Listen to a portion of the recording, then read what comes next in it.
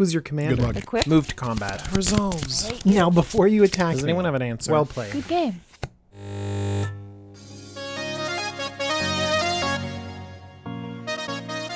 Greetings, this is Jumbo Commander, and I'm featuring a commander out of Masters 25 that we might not be paying attention to. It is Brion Stoutarm.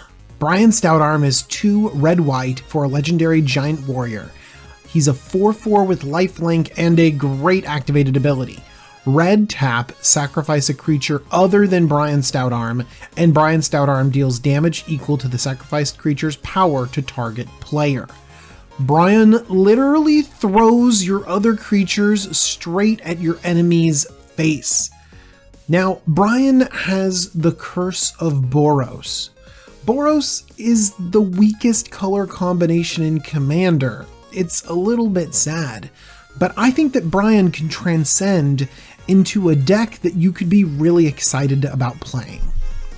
Brion Stoutarm is threatening. It's a throwback to threaten effects. We have so many in Magic, and it's really tantalizing to steal your opponent's creatures and then throw them back at them straight in the face. So we want a deck full of threaten effects and fling effects so that we can basically take everything and just chuck it everywhere. But hang on. Brion Stoutarm was one of the first commander decks I ever built. And it didn't work. I hated playing the deck. It was clunky and I never got it to do exactly what I wanted it to do, and I was too new to know why. So I want to explain to you how I screwed up Brion Stoutarm and how we can build it so that it's going to be effective for you. And even if you don't like Boros, or for some reason you don't like this lovable giant chucking giant, then you can at least learn something from the process of why my old Brion Stoutarm deck failed and why this one is going to be successful. See, here's the problem with my Brion Stoutarm deck. I wanted to live the dream at every point in time in the deck. I wanted to have a critical mass of threaten effects so I could always threaten my opponent. And that's fine and all, but the threaten effect isn't exactly impactful enough on its own. It's only real good when you combine it with Brion Stoutarm. And when I had a commander strategy that was so focused on having that legendary creature out on the battlefield, if Brion was ever removed, I found myself just casting threaten effects, maybe waiting a turn until I could get Brion on the battlefield. Essentially, I created for myself a 2-card combo that wasn't even that good. So how do we build this Brion Stoutarm deck? Well, we want to make sure that we have disposable threats. That means first and foremost, we're satisfied with our creatures just as they are. And if we happen to be able to fling them later on, then that's just gravy. We want to make sure that Brion Stoutarm only gives us added value and that we're not relying on him. We also want to have some redundancy. We don't have to rely on any one of these strategies to win. So our first category is things to fling. And the best thing to fling is obviously your creature. We don't want to lean too heavily into this, but a few stealing effects can be really valuable. Grab the Reins was a card I was freaking out about. It does both things. But I don't know if I'm excited to spend 7 mana on this effect. Here's a threaten effect that I really love, and it's Word of Seizing. It's 5 mana, that's very expensive, but this is even faster than instant speed. Grab the Reins is pretty good at instant speed. You can mess around with combat, do a bunch of crazy stuff. It could earn an inclusion in this deck, but Word of Seizing is split second, and it has a key feature: untap target permanent. Word of Seizing can hijack a planeswalker about to ultimate and ultimate on your side of the board. Word of Seizing can break up a combo even before your opponent can counter or go off at instant speed because you're faster than it. Word of Seizing can do so much. It's got the flexibility to fit in this deck. And that's what my old deck didn't have, flexibility. I also like Zealous Conscripts and Molten Primordial, because Zealous Conscripts is something I'm excited about anyways. It's got that keyword, gain control of target permanent. It does that same kind of stuff that Word of Seizing does.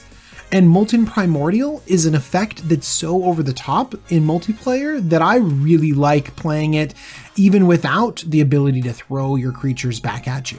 Molten Primordial steals a creature from every single player, letting me get a lot of damage through and be really explosive. And if I just happen to chuck one of those creatures with Brion Stoutarm, even better. There's one last card I want to spotlight that lets me fling your creature, and that's Helm of Possession. Helm of Possession is repeatable, and it can get rid of some of these creatures that have already had an impact. Zealous Conscripts, after it steals something, is just a 3/3. It's maybe not impactful enough, but I can change it in with Helm of Possession for your creature turn after turn after turn, then that is something I'm really interested in. Notice that this has redundancy built into it that the one-off threaten effects don't have. This allows me to sacrifice creatures if I don't have Brion Stoutarm and I need to sacrifice them, and use it turn after turn after turn. This is the exact card that I need, even though it is narrow and a little bit clunky. Now, ideally I'd like to throw your creatures, but if I have to throw mine, I'm going to throw something big. I have Serra Avatar and Malignus. Actually, Serra Avatar was another creature that I had in my original deck that I was super excited about. I'm like, I'm gonna throw my whole life at this person, and then Brion Stoutarm's gonna gain me even more life. And it was all hype. It was all best case scenario mentality. And Serra Avatar was really difficult to cast, and it never really worked. So in this deck, I'm gonna cut Serra Avatar. Malignus, on the other hand, is only 5 mana. And Malignus is a great attacker on its own, and if I happen to throw it, then that's just fine too. Malignus is just big enough to make him worthwhile to chuck at your opponent. But Yosei the Morningstar has a great dies effect.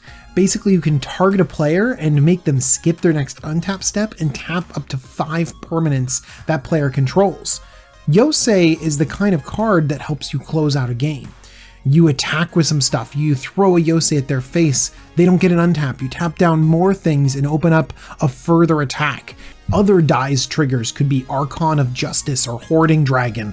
Both of these are evasive flyers, pretty good beaters in their own right, and it doesn't matter how they die, whether you sacrifice them or they just die in combat, you get great effects, exiling target permanent or getting the exact artifact you want into your hand, so you can again re-establish your board presence.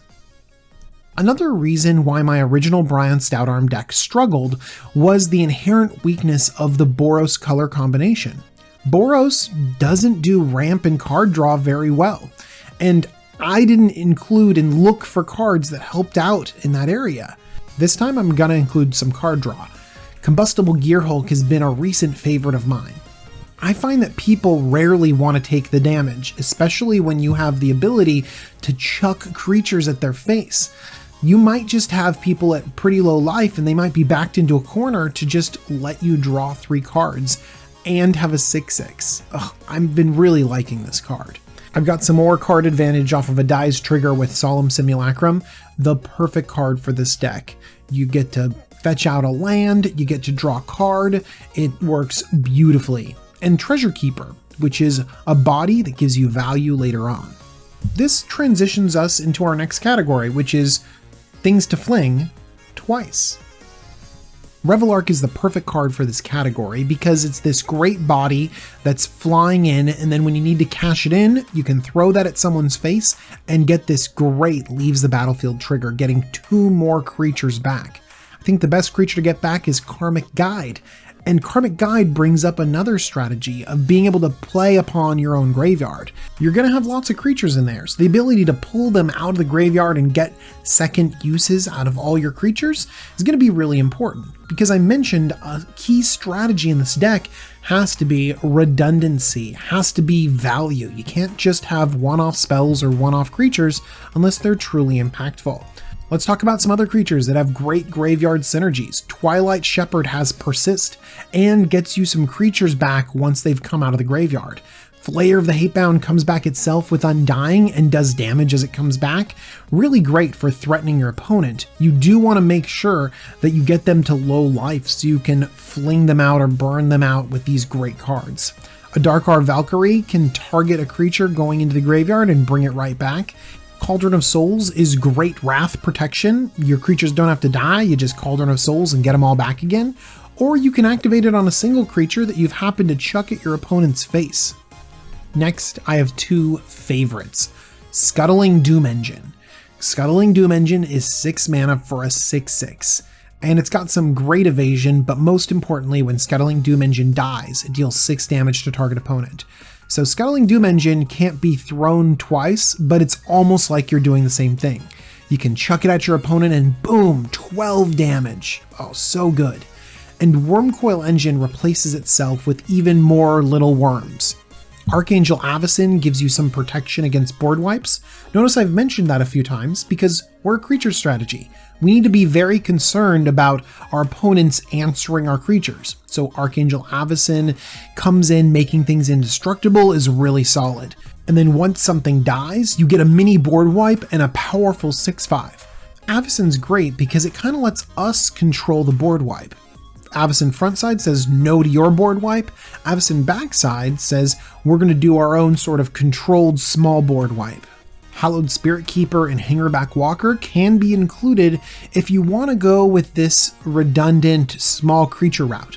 I don't know if I'm interested in these two cards, but I think I might try them out. Hallowed Spirit Keeper can be great because I mentioned that we're going to have a lot of creatures going into our graveyard, so we could get a lot of white spirit tokens for honestly not that much of a mana investment.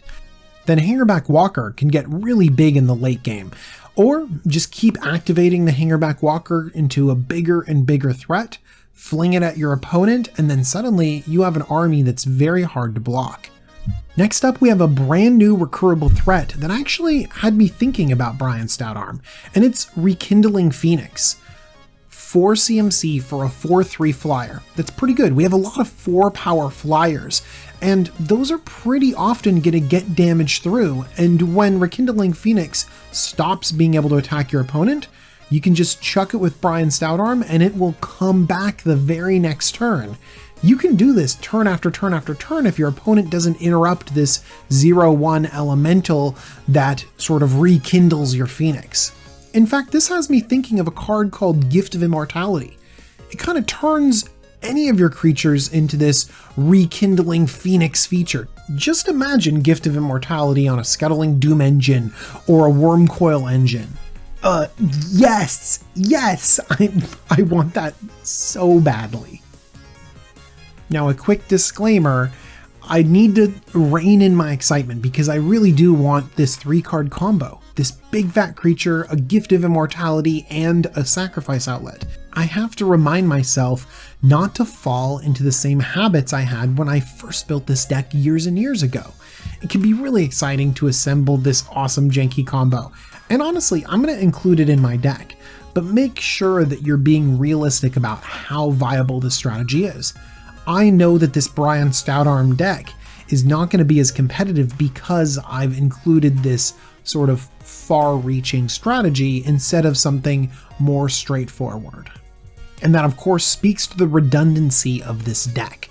We need to make sure that it functions at all stages, even without the commander. Brion Stoutarm is great, but we might want to have other sacrifice outlets so that we can do a lot of these dies triggers or sacrifice our opponent's creatures if we happen to have a threaten effect. Goblin Bombardment, Ashnod's Altar, Greater Gargadon, all of these are actually solid on their own. We don't need them to make a strategy work, we're fine with them in just our Boros deck. These 3 cards add some redundancy. I like the fact that I have a sacrifice outlet, but I'm also fine with the effects that they give me. This brings up another card that I'm very excited to share with you. It's Grafted War Gear. Now you might think equipment is very good in this deck. You equip it to the creature, and then their power is greater, so when Brion Stoutarm throws them, they do more damage. And then you have the equipment to equip onto your next creature. It's fantastic. But not all equipment is created equal. I like Grafted War Gear specifically in this deck. It pumps the power of your creature, and it pumps it quite a bit, +3, +2. And it equips for 0, meaning you're not going to be constrained on your mana. In many cases, you're going to have to cast a spell to steal your opponent's creature, and then activate Brion Stoutarm. That could be some mana. So investing more mana in equipping that creature is Christmas land. You don't want to do that. But Grafted Wargear going on for 0. But then it has that redundancy. You can equip Grafted Wargear onto that creature, and then if you don't have a sacrifice outlet, Grafted Wargear becomes a clunky one. Just unequip it. Equip it onto some random creature. Who cares? And then boom, that creature is sacrificed. So we have a power pumper, a sacrifice outlet, all together in one threatening piece of equipment. I also want to mention one more threatening piece of equipment, and it is certainly threatening. Grafted Exoskeleton. Because Brion Stoutarm himself does the damage, Grafted Exoskeleton will make Brion Stoutarm do infect damage, being very, very scary. So I think you should put this in your deck. It's gonna win games for you, even though some people are gonna freak out as soon as it enters the battlefield. What better place to put redundant effects than in your mana base? Mirror the Moaning Well, High Market, Endless Sands, all of these can essentially be sacrifice outlets for these creatures you need to get rid of. You Molten Primordial a creature, bam, sacrifice to High Market, or put it under Endless Sands and hope you never have to sacrifice the land. We also don't just want to rely on Brion Stoutarm, we want to have reach with more than just our commander. Stalking Vengeance and Vicious Shadows will give us extra damage when we sacrifice creatures, and we have sacrifice outlets in this deck. We don't need Brion Stoutarm. Something less impactful but still strong is Outpost Siege. If you pick Khans, then you get to have this pseudo card draw, which you desperately need in this color combination. But if you choose Dragons, every creature that you have that leaves the battlefield then pings a target creature or player. So this can kind of machine gun your opponent down if you have enough creatures leaving the battlefield. And now that I've mentioned some equipment and some need for card draw, Skull Clamp is going to be really important in this deck. And as you can see, we're going to have the ability to sacrifice creatures, and we might as well draw a couple cards as they're dying. This next creature is redundant, but it also is something that you can fling twice. Heartpiercer Manticore. Heartpiercer Manticore lets you fling a creature when it enters the battlefield, and it has Embalm, which means it can enter again and fling something else. This is a card I'm kind of excited about, because if I'm looking for redundancy, this is another thing that can chuck a Malignus at an opponent when Brion Stoutarm just can't hit the battlefield. But also, imagine this scenario. Heartpiercer Manticore comes on, fling something. Then Brion Stoutarm flings the Heartpiercer Manticore, and then next turn you embalm the Heartpiercer Manticore to fling something else, and then Brion gets to fling it again. Embalm creatures, although quite slow, provide a lot of redundancy and twice fling effects, even though the embalm costs will be a steep price to pay. I've found that one of the best things to fling are things that are disposable, and that's tokens. Feldon of the Third Path lets you put a token to play that's a copy of a card in your graveyard, and then you can sacrifice it at the beginning of your next end step. All of those creatures that have dies triggers, Feldon lets you sacrifice them and get that dies trigger. Feldon also lets you get all the enter the battlefield triggers. I mean, Feldon is just so good, and this can combine really well with Brion Stoutarm. Just imagine all the creatures that I've mentioned so far: the Scuttling Doom engine, the Wormcoil engine, the Revelarks, the Solemn Simulacrums, and Combustible Gearhulks. Frickin' Yosei. Yeah, this ability to get recurring tokens of powerful creatures will end a game. And similarly, Mimic Vat can also do crazy stuff. I also like Mimic Vat because you can put your opponent's creatures under the Mimic Vat. Is your opponent playing a Frost Titan? Put it under the Mimic Vat when it dies, and then suddenly you can just pump out Frost Titans, use their ETBs, and then fling them at your opponent. So amazing. Rite of the Raging Storm also does exactly what we want. It pumps out huge powered elementals, but more importantly, it makes your opponents take a lot of damage. We want the whole battlefield to take a lot of damage, because the way we're going to close out a game is boom, Brion hitting people in the face with a creature, because red and white might need that aggressive angle to take out a game. I also really like Phyrexian Processor. This is a great card, and I particularly like the little mini game of how much life will I pay. I usually pay a lot of life, and this is really compelling because as soon as you pump out your first XX black minion token, you can fling that token with Brion Stoutarm at your opponent, and that will gain you all of that life back again. Phyrexian Processor can just put out big dumb fatties, and you can just start chucking them all over the place. Some other cards that are particularly good at creating tokens is Kiki Jiki Mirror Breaker and Splinter Twin. You target one of these value creatures with Kiki Jiki or Splinter Twin, and suddenly you're really ahead. But if you target, say, Zealous Conscripts, Restoration Angel, Village Bellringer with Kiki Jiki, and then suddenly you're winning the game. Now this is my speed. Brion Stoutarm is kind of a clunky deck. It's kind of a fun deck. But then we have hidden in it a pretty competitive combo. And that doesn't mean you have to pull the trigger on the combo. This means that your deck can hang with some other decks that might be a little bit more powerful than it. You might be able to pull out a victory here and there. Or, you don't always have to go for the combo. You can just Kiki Jiki a Karmic Guide, or stick a Splinter Twin on a Solemn Simulacrum, and then just get tons of value, get these great creature tokens, and throw them at people.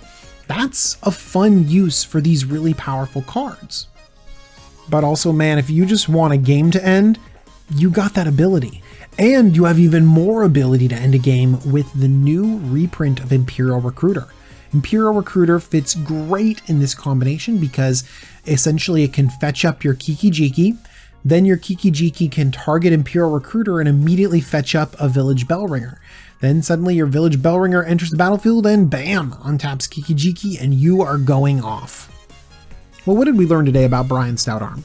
Well, one thing I learned from building this deck and also looking back at the deck I built years and years ago is that if we focus too heavily on just a commander, then your deck becomes too narrow and too easily disrupted. That's why with this deck, I'm going to balance some powerful creatures with some synergies. I'm going to include that Gift of Immortality, but I'm also going to include a lot of really valuable creatures that I would play anyways. I'm going to make sure that I have the ramp and card draw that I need to maintain momentum. But you know what? Maybe I'll find room for that Sarah avatar and try and unlock that achievement I never got. Thank you everyone for watching. You just saw a bunch of names. Those are my patrons. Thank you so much, patrons, for supporting me. You make these videos happen. If you like this video, let me know. But most importantly, hopefully someone out there learned something, or maybe it clicked in their head and they figured out why one of their decks wasn't working. That would make me really, really happy.